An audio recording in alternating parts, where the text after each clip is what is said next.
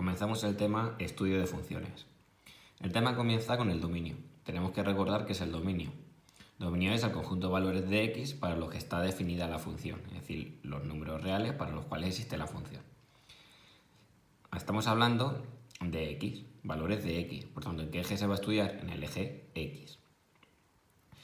¿Y cómo vamos a tener que calcular nosotros el dominio? El dominio lo vamos a tener que calcular, nos lo van a pedir de dos formas, o a partir de la gráfica o a partir de su expresión analítica. Empecemos con el cálculo del dominio a partir de la gráfica.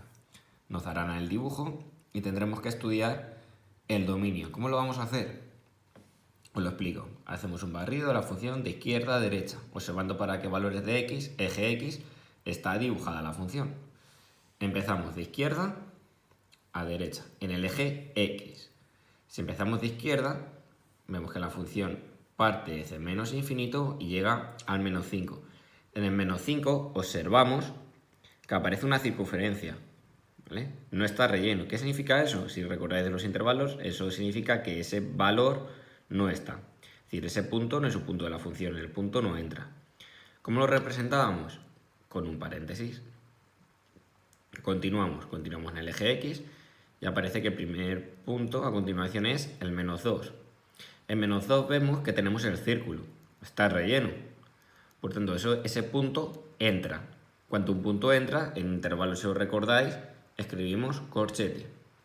Continuamos hasta este punto. Este punto observamos que no entra. ¿Para qué valor? Para x igual a 2. Entonces, para x igual a 2, escribimos el paréntesis. ¿Por qué no entra? Vemos ahora que este punto sí que entra. ¿Para qué valor de x? Para x igual a 2. ¿Hasta qué valor? Hasta más infinito. Entonces el 2 hasta infinito, incluyendo el 2. ¿Cómo puedo expresar esta unión de estos dos intervalos de forma más simple? Observando que desde el menos 2, entrando ese punto, al 2, vemos que en el 2 aquí no entra, pero aquí sí. Entonces el punto x igual a 2 sí que entra. Y continuamos hasta infinito, desde el menos 2 hasta infinito. Aquí en esta unión estamos diciendo que el 2 no entra y aquí que ya entra. Por lo tanto, es lo mismo que decir desde el menos 2, entra el menos 2 hasta infinito. Y esta es la forma que tenéis que escribir, Otro ejemplo aparece aquí y observamos de izquierda a derecha en el eje x. Desde menos 4 hasta el menos 2, eje x. Los valores del eje y, en este caso, para estudiar el dominio, me dan exactamente igual.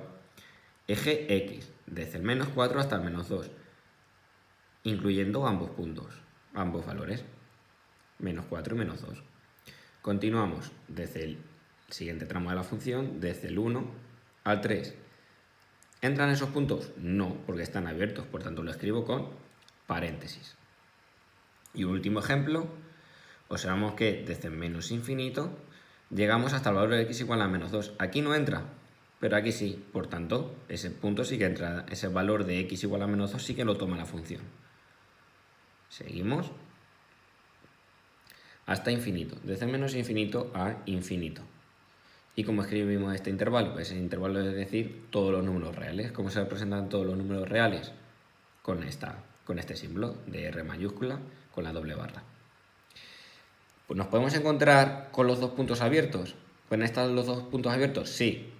¿Pueden estar los dos puntos cerrados? No. ¿Por qué? Porque entonces para un valor de x, en este caso para x igual a menos 2, la función tomaría dos valores de y, que serían el 1 y el menos 2.